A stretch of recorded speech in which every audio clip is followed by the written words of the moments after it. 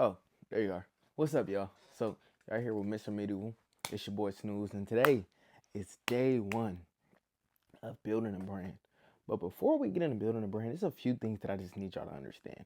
So, um, first thing first, with building a brand, is a few things that we have to understand. Um, Building a brand is much more than about products. Everybody has a good product. And I've had the luxury of having success when my brand has first started. But a lot of times that's not how things work. And my success came off of having a good product.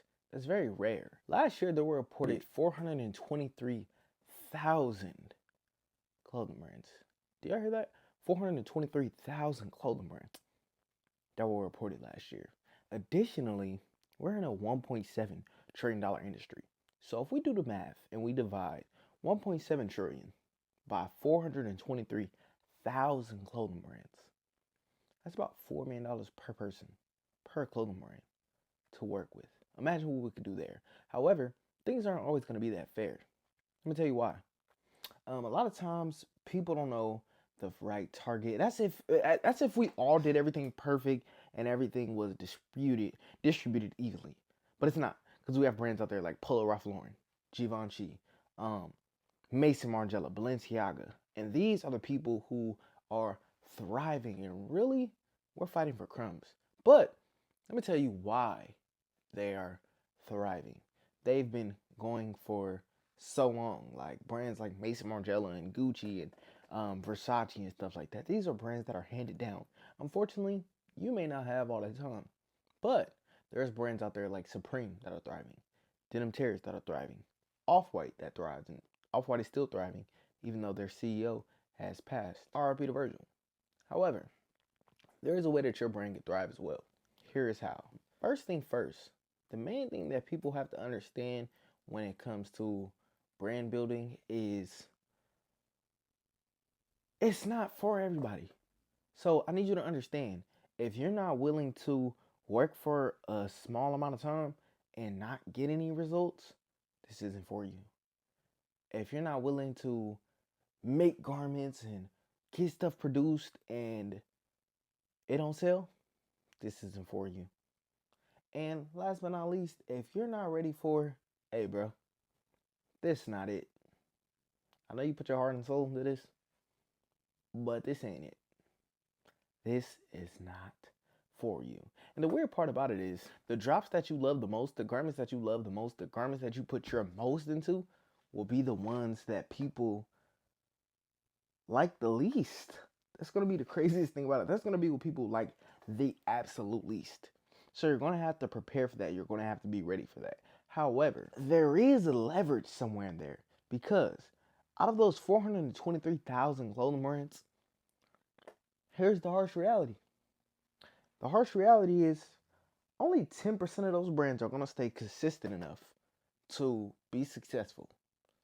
So that closes the gap. Another 10% of those people or less are going to see this video.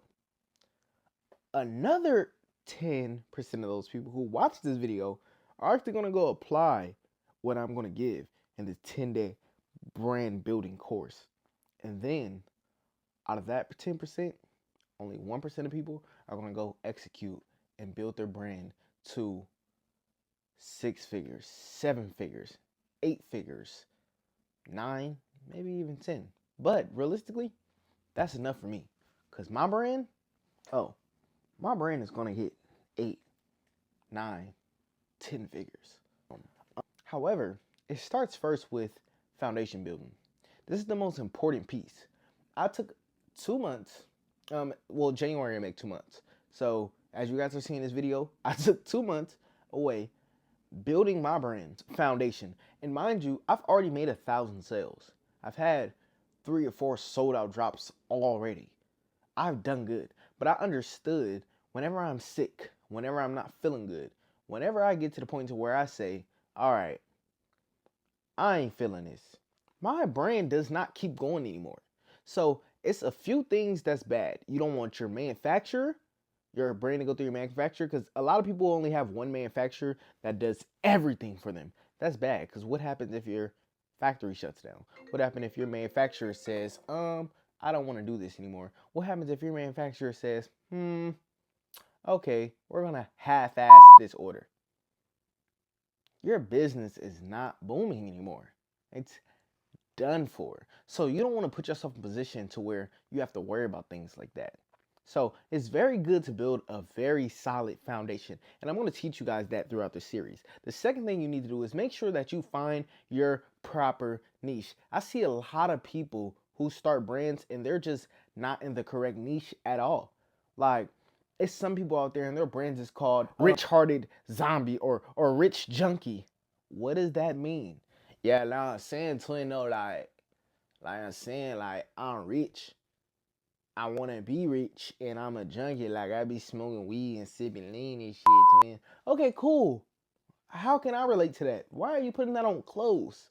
What am I gonna? Then it's a zombie on your shirt holding a cup of lean. What is that relating to? It's not relating to anything. So when you're building your brand, you want to make sure you're in the proper niche. Or are you building a lifestyle brand like Nike? Are you building a cultural brand like Supreme? Are you building something that's relentless? We go against the rules. We're rebellious like Ortiz. Are you building a luxury brand like Gucci, Mason Margiela that really compels and really is for the silhouettes and for the dresses like Vogue? Or what are you building? What is your niche? What is surrounded around what you're building? And then that's when you need to worry about designing your clothes. Once you figure that out, then it's not even about so much the good product, because everybody has a great product. You know what the best product is out right now? Y'all want me to be a million percent real, and a lot of people don't even know. The best product out right now that I've seen that actually costs some money to produce is Who Decides War. I mean, they have embroidery going all through their pieces, and those stained glass windows that they're putting on their pieces and stuff like that's real money. They're putting the cologne catheters on the side of jeans. That's real money to produce right there.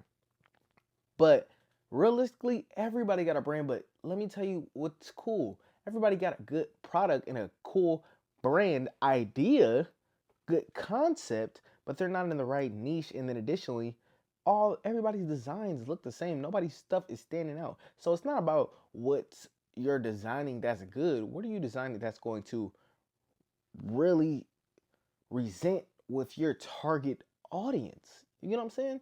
Like, what's gonna make somebody say, "Oh, I feel like I'm a part of that." Like my brand, Medieval Rock Stars. This is gonna be a community. Off-White. What I have? Oh, it's on this side. Off-White though. What I have on, like this is something that's built. This is a community. Like I feel like I've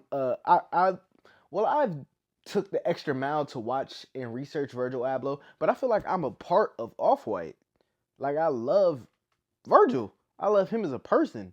Like, you know what I'm saying? I've never even met this dude, but I've watched his speeches and his lectures, and I've watched his creative process, and over time, like I've grew a real joy watching this man's process. Like I did genuinely. So you have to really design something that resonates with your community and your target audience. But we're going to get into that as well. Then when you're finding a manufacturer, I have a manufacturing list. So I went to Magic Las Vegas and I got a chance to meet Sheen's manufacturer, Denim Tears manufacturer in Portugal. I got a chance to meet Boohoo Man, Vogue, Stussie's manufacturer. I got a chance to meet Awful Lot of Cough Syrups manufacturer, etc., etc., etc. I got a whole list of manufacturers that I've personally met in person at Magic Las Vegas. These manufacturers are amazing, and they show me their products. I even had this one manufacturer who only made cardigans. I asked him why.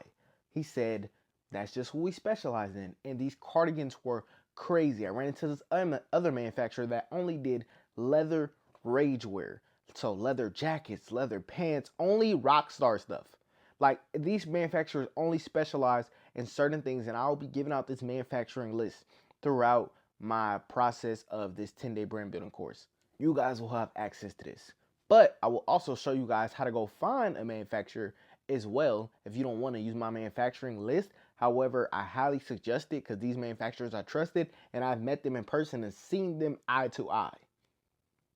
A lot of them tell me to come visit the factory. I personally am not at that point in my life right now where I want to be flying to Portugal and Japan and all that other stuff. I don't have time to do that right now. I'm gonna go meet a LA manufacturer pretty soon, but we're gonna move on to the next thing. Next thing is I actually make clothes. So I'm gonna teach you guys also how to make your own garments in-house. I made my garments in-house and I've sold out of 3 collections in-house. I mean, I've screen printed, I've sewn, I've done sublimation, I've done embroidery, like I've done everything that you could think of. Like, bro, made silhouettes. I've never worked with patterns, but I know how to make patterns. I know how to make a pair of jeans from scratch. I know how to make a dress from scratch. I know how to do everything from scratch. So I will also be teaching you guys what supplies to get and how to make your own garments in-house. Then I'll also be teaching you guys how to sell your garments. But before you're selling your garments, the most important thing, because I've had stuff stolen from me. Not only garments, I've had garments stolen from me too when I was in the middle of selling out of my biggest collection, which was Bethune Department. But recently, back in September, a few months ago, it was this dude in UK who stole my medieval rockstar design that I had bought, and he went and put it on a jersey and was selling it. And when I looked at it, he had about 42 sales. So those people actually buying this jersey with my wording on it, actually. So that was crazy to me. I didn't mind. It was at a way cheaper price than my garment was. My garment was $100. I think he was selling it for like 38 euros or something like that. I don't know exactly what it was, but the dude who made the design for me sent it to me and was like, "Oh, you should take him to court." Da, da, da, da. I'm like, "No, that's my fault because I should have went and patented that logo and trademarked that logo." You know what I'm saying? So I'm going to teach you guys also how to trademark stuff. And I'll actually probably do a trademark with you guys or a patent with you guys just for the simplicity of I have a new design that I need to go trademark myself. So I'll walk you guys through that as well. And then, but we're going to do drop day. So drop day is most important because it's a lot of steps. A lot of people think it's just put it on your website, having a cool website and a cool template. And then people think, oh yeah, I'm gonna send this to all my friends and promote this and run ads. Yeah, I'm gonna do that. No. It's a lot more to it than just doing that. So I'm going to walk y'all through all that. And then at the end of the series, I'm going to introduce you guys to my community. Hopefully you guys join my community before this series is over. And then I'm going to walk you guys through your journey and let's build together. Hopefully we all can reach 6 figures, 7 figures, 8 figures. Because like I told y'all, it's 423,000 brands out there. We're in a $1.7 trillion market. It's enough money for all of us to make $4 million. So it's enough money for all of us to reach at least 7 figures. Let's go hit the top. Y'all stay tuned for episode 2. And don't think about binge watching this. Because while you binge watching or you feel like, I'm just waiting until he drop episode 10, somebody gonna been pass you up. Somebody gonna been have applying every time they see an episode, and they gonna be this far, and you gonna be right here. So, tune in next week. I love y'all. Be ready for episode 2. We out. Appreciate y'all for watching. Make sure you go like, subscribe, and comment. And I got a huge announcement for y'all additionally. The first 50 subscribers to my new community, 10 Days of Brand Building, will be entered in a raffle to win a brand new PS5. So go make sure y'all go tune in, make sure y'all go check it out. And I'm also offering one-on-one mentorship and the opportunity to be walked through your journey while you're building your clothing brand. This course has modules that are crafted just to help you get your brand to the next level. Weekly calls with some of the most innovative influencers and clothing designers. And additionally, digital products that'll help you scale your brand and have structure and clarity on what's needed to get to the next level. Y'all make sure y'all go tune in. Love y'all. See y'all next week.